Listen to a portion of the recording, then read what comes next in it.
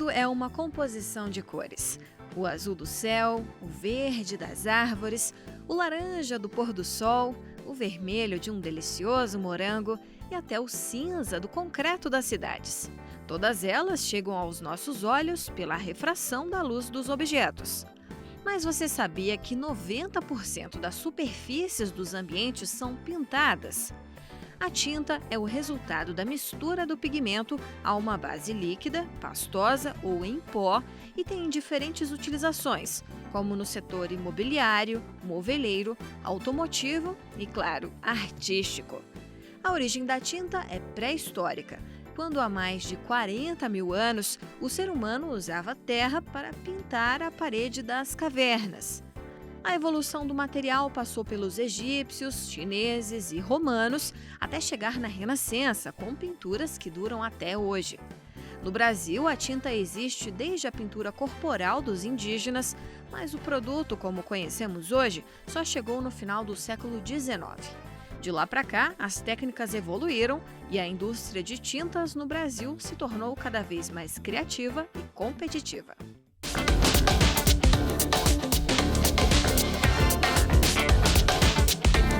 Sou a Beth Vey, presidente do Comitê Brasileiro de Cores, sou arquiteta, decoradora, escritora, professora, mas eu sou especialista em cores.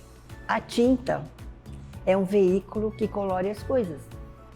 Então, se vocês perceberem, nós somos rodeadas por cores a vida inteira. Fora da casa, as cores estão na natureza, nas construções, nos carros, nas roupas. E dentro da casa estão as superfícies. 90% das superfícies são pintadas. A tinta é um veículo líquido, pastoso ou em pó, que, agregado pigmento às resinas e outras matérias-primas, ela vira uma película que, após a cura, ou seja, a secagem, vai proteger as superfícies. Então nós temos tintas para superfícies dos carros, então são tintas automotivas. Temos tintas residenciais, que nós chamamos imobiliárias, que pode ser para interno, externo, para piso, para cobrir azulejos, infinidade de tintas imobiliárias. As tintas moveleiras, muito importantes nesse segmento, destinada a móveis, sendo a base dos esmaltes. Os esmaltes surgiram à base da adição do óleo de linhaça no passado e agora ele é sintético. Bom, tintas moveleiras, tintas sintéticas para impressão, para serigrafia, para jornal, revista, tintas para artistas plásticos, tintas infantis, tintas ecológicas. Então nós temos uma infinidade de derivados de tintas de fabricantes no Brasil.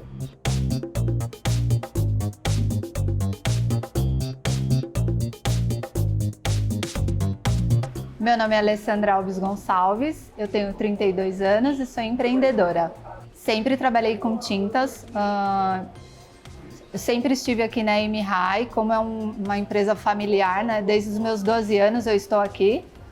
Claro que no começo foi algo mais leve, aprendendo de pouco em pouco com os meus pais, a profissão, como ser um administrador, o que a gente precisava ver, os olhos de dono, né, que a gente fala.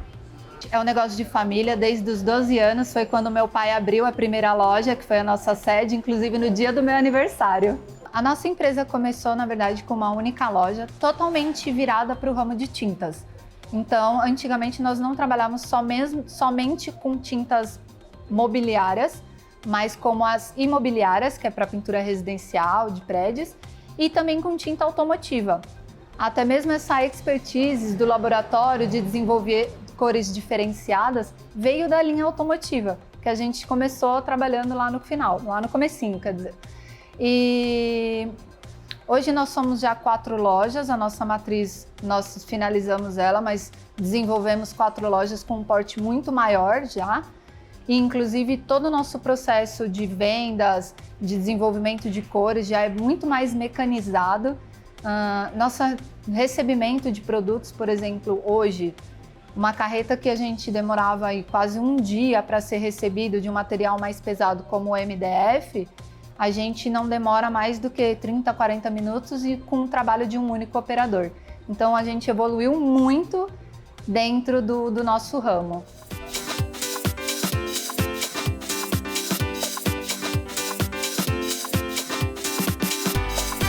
A origem das tintas, ela é muito antiga. Estima-se que há 40 mil anos atrás, ela apareceu dentro da pré-história. Porque naquela situação, o homem vivia em caverna, mas ele queria registrar os animais que ele tinha em volta. Então ele começou a usar pigmentos naturais. E com isso ele conseguiu pintar os animais na Idade da Pedra, na Idade do Paleolítico, que ficaram até hoje nas cavernas. Então eles usavam os pigmentos óxido de ferro amarelo e o óxido de ferro vermelho, tirado da onde? Da terra. Depois da pré-história, nós temos um período muito importante que é a Idade do Cobre, que foi a descoberta do metal. Aí a cor e a tinta passa a ser esmalte e vai para a fundição do metal. Com isso apareceram as ferramentas que possibilitaram as construções das civilizações egípcias, da Babilônia e Assírio. O Egito é interessante porque eles aperfeiçoaram as matérias-primas, vamos dizer assim, os pigmentos da pré-história e acrescentaram o verde, que eles tiraram da malaquita, que é uma pedra, e o azul, que eles tiraram da azurita. Isso tudo foi o egípcio que fez. E também uma grande evolução que foi a aplicação do pó de ouro. Já os chineses, eles fizeram a evolução do vermelho, porque o vermelho vinha da planta urucum. Depois eles foram evoluindo, porque o vermelho é muito tóxico, o pigmento vermelho. E eles criaram o vermelho que nós chamamos de vermelho chinês, que é um vermelho forte, típico chinês. E acrescentaram o esmalte em cima dessa cor. Como é o esmalte? É o óleo de linhaça. O óleo retirado da linhaça misturado na tinta. E assim fomos evoluindo. Passamos pelos romanos, que é muito interessante, porque os romanos utilizaram uma cor terracota nas suas construções, que também vem do óxido de ferro, do solo da região. Então, hoje, você vê as cidades italianas inspiradas ainda na antiguidade, com esse terracota pelas fachadas. Evoluindo, nós chegamos na Renascença. E a Renascença foi um período muito interessante, porque nós tivemos 3 gênios das pinturas, porque essas tintas, esses pigmentos, eram usados em afrescos e quadros, pinturas. E nós tivemos os 3 gênios da Renascença: Michelangelo, Leonardo e Rafael. Michelangelo pintou a Capela Sistina, que por sinal está em São Paulo, no MIS, uma exposição maravilhosa. Incrível que pareça, a Capela Sistina demorou 4 anos para ser pintada. Começou em 1508 e terminou em 1512, mais ou menos. E a Mona Lisa foi criada por Leonardo em 1503. Nessa mesma data, 1500, o que aconteceu conosco? O Brasil foi descoberto pelos portugueses. Então, o continente europeu já estava muito avançado. Quando os portugueses chegaram no Brasil, foi um choque cultural imenso, porque os índios estavam pintados, os índios tinham as caras pintadas, os índios eram nus, e eles dominavam a arte do pigmento para a pintura corporal. Mas eles faziam as suas próprias casas, as ocas já eram feitas, e a arte plumária, que é muito admirada, já era feita naquela época. Então os portugueses ficaram atônitos com aquilo tudo e resolveram trazer a cal para o Brasil, colorida. Então a primeira construção que os portugueses fizeram foi em São Vicente. E ainda lá existe uma parede de 500 anos atrás, intacta. E a cal veio para colorir as casas coloniais dos portugueses que ficaram nas fazendas coloniais que nós temos conhecimento.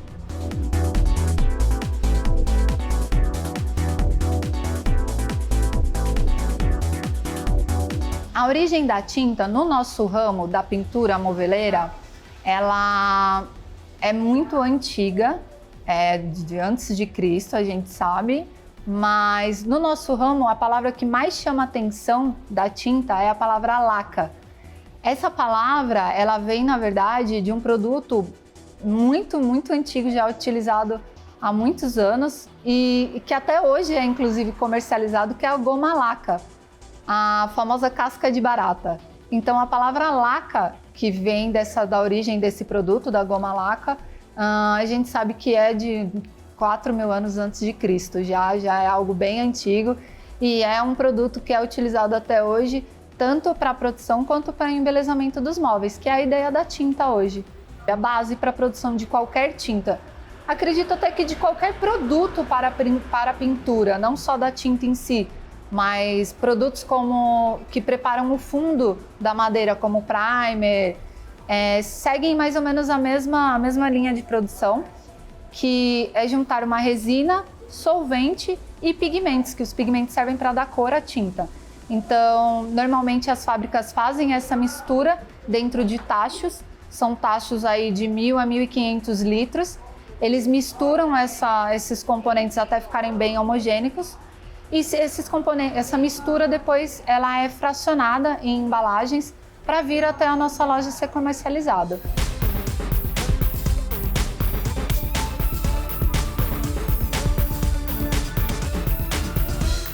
Em 1920, mais ou menos, começou-se a pensar na evolução da tinta. Que depois da Revolução Industrial, que os trens apareceram e que também exigiu tinta, começou a se pesquisar aonde iriam chegar. Até que o ponto em que a indústria da borracha, depois da Segunda Guerra, começou a ficar muito forte, a indústria da borracha, e também o petróleo. Com isso, movimentou a indústria de tinta. Aí apareceu o primeiro látex, que é tinta à base de borracha. Em 1948, mais ou menos, começou uma evolução, porque a tinta foi trazida para o Brasil em 1880, mas era muito primário, era tinta guache, era tinta anilina, não era tinta como nós conhecemos hoje. Aí, alguns anos depois, uns 10, 15 anos depois, em 1955, aparece a tinta acrílica, à base de água, feita na BASF. Então, Glazurite e BASF começam a ser os polos, fabricação de látex, fabricação de acrílico, em 1945 e 1955. E aí começa a evoluir, não pense que tinha variedade de cores, não tinha. Partia do branco, preto e as cores primárias. E o consumidor tinha que misturar essas cores para conseguir a cor que ele queria. O rosa, o verdinho, o azulzinho, como a cal, que ainda influenciava. E aí foi evoluindo, entraram os beges. Quando chegou em 1990, surge um outro movimento que revolucionou, que foi o sistema tintométrico. Sistema tintométrico são máquinas programadas com fórmulas fornecidas pela fábrica.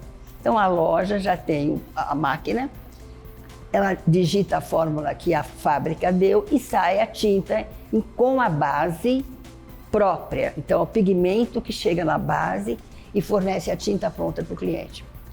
Então o que aconteceu aí? Proliferaram as quantidades de cores para o consumidor. Para vocês terem uma ideia, hoje nós temos 47 indústrias de tintas. Se todas elas tiverem esse sistema tintométrico e ofertarem 1.000 cores por cada fábrica, imagina quantas cores nós temos no mercado.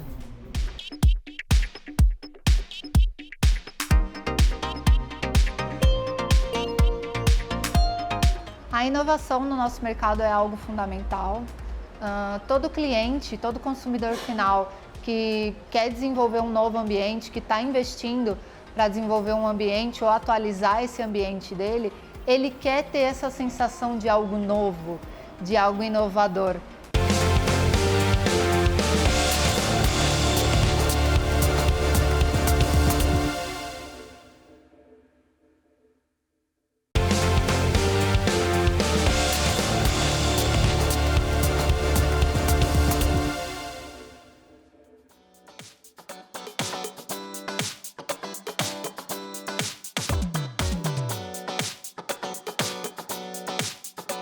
Ah, com certeza a tinta dura mais que um século.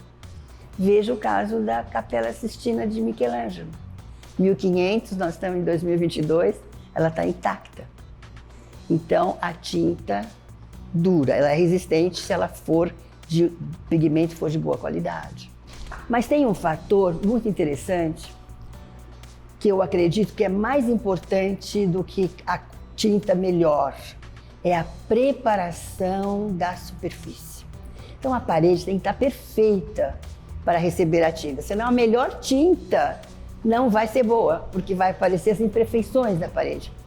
Então eu acho muito interessante a Tintas Futura, que hoje é a nossa apoiadora do Comitê Brasileiro de Cores, porque ela investe no pintor. Ela ensina o pintor a preparar a parede para receber a tinta. A pintura na madeira, ela exige alguns cuidados. A gente sabe que a madeira é uma superfície muito mais porosa do que, por exemplo, um profissional que vai fazer uma pintura automotiva, uma pintura em um carro. A madeira, ela tem poros, ela tem defeitos, às vezes no transporte ela pode sofrer alguma avaria, algo do tipo. E a gente sabe que nossos clientes precisam atender de uma forma melhor essa superfície, ter um cuidado melhor com essa superfície. Então ela demanda de um preparo antes da tinta em si muito maior, seja com massa, lixamento, nivelamento, vindo depois com primer e depois somente com uma tinta. Então a quantidade de lixamento entre as demãos também é uma coisa que tem que se tomar muito cuidado, é um processo longo até você ter um móvel perfeito, com acabamento perfeito.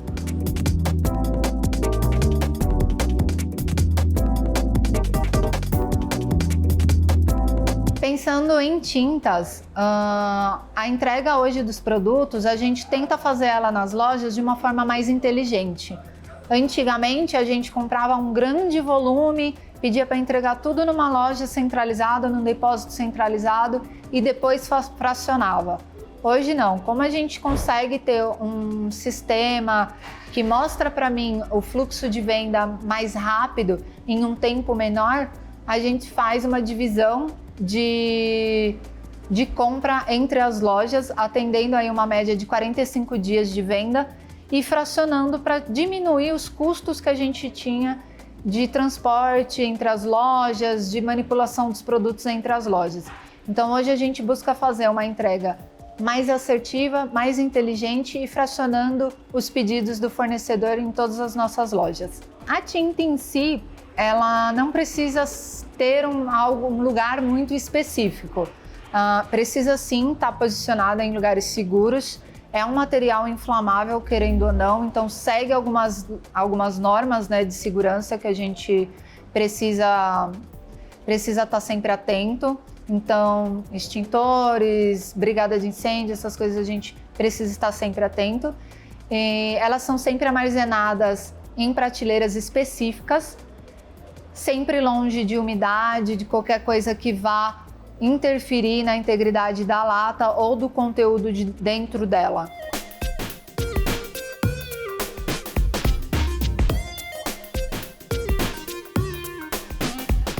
Hoje a gente tem 3 tipos de clientes diferentes, eu acredito, na minha visão, assim. São clientes mais macros, ou vai ser o consumidor final, ou vai ser o profissional que faz ali, que põe a mão na massa, como o marceneiro e o laqueador, ou vai ser o especificador, o arquiteto, o designer, a pessoa que vai criar aquele ambiente. eles chegam de formas diferentes para a gente. Muitos profissionais chegam indicados da fábrica, dos nossos fornecedores, como os profissionais designers e arquitetos também. A gente faz um trabalho muito constante com eles e com a fábrica para nos indicar. E o consumidor final, normalmente, ele vem mais da região dele, às vezes procurando algum produto específico que vê nas redes sociais também. A ampliação dos clientes no nosso ramo é difícil. São clientes que a gente demanda muito conhecimento, a gente precisa transmitir muito conhecimento para eles. A pintura em móveis, ela tem os seus detalhes, ela tem as suas intimidades, vamos dizer assim, que demanda de muito conhecimento a ser passado para os clientes. Então, nem sempre nós temos aí clientes que estão há muito tempo no ramo e nem sempre estão abertos a isso, a transmitir, a receber esse conhecimento, essa atualização.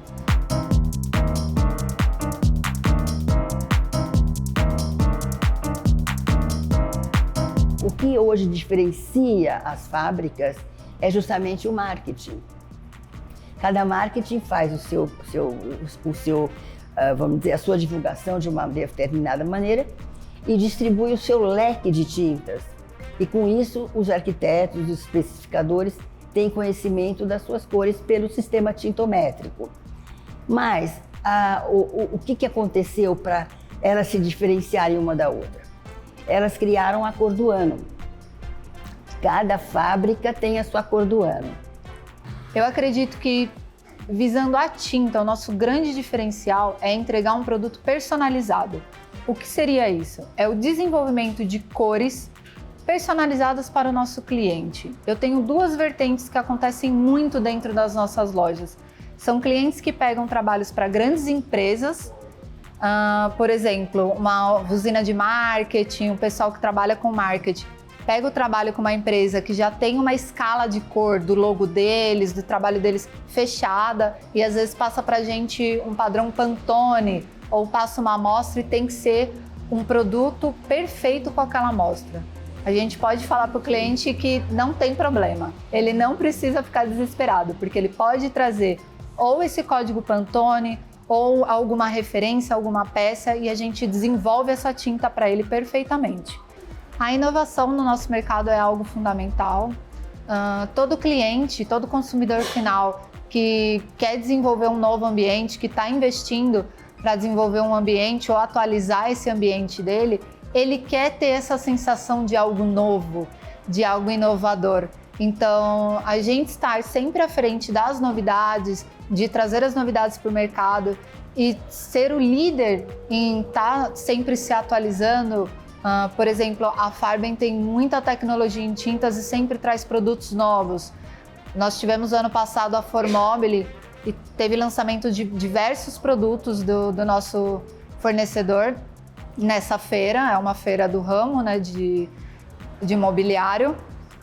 E para você ter uma ideia, nós somos a única revendedora hoje em São Paulo que tem todos os produtos que eles lançaram no evento da Formobile. Então a gente acredita muito na inovação constante, na atualização constante do mercado.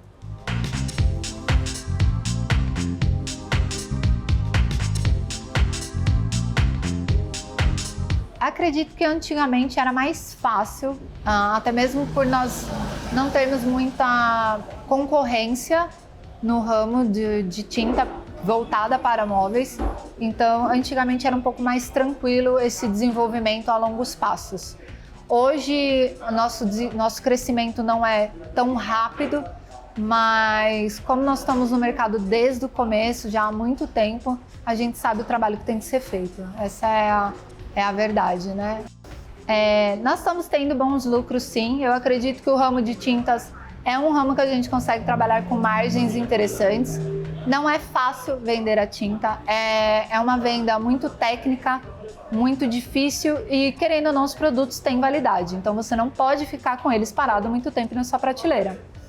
Mas hoje a gente sabe como trabalhar, a gente está há muito tempo no ramo e a gente se esforça muito na qualificação dos nossos vendedores, na qualificação dos nossos colaboradores dentro das lojas.